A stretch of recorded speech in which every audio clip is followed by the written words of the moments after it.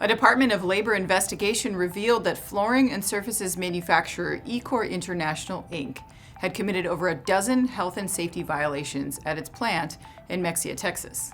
Last January, OSHA inspectors discovered that Ecore forced workers to climb forklifts and stand on the machine's elevated tines to access work areas, and let untrained employees operate the forklifts.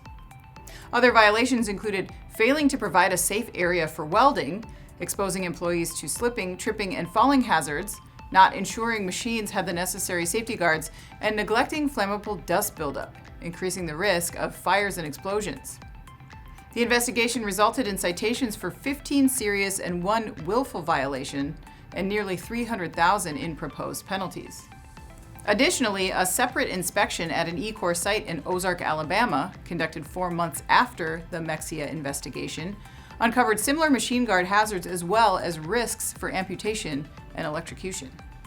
Ecore serves customers in over 75 countries across multiple industries, including sports and fitness, education, retail, and healthcare.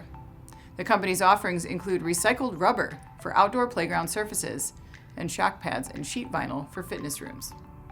Ecore stresses the safety and environmental benefits of its products, but OSHA Area Director Monica Camacho stated that the company must extend this focus to the workers who make its products.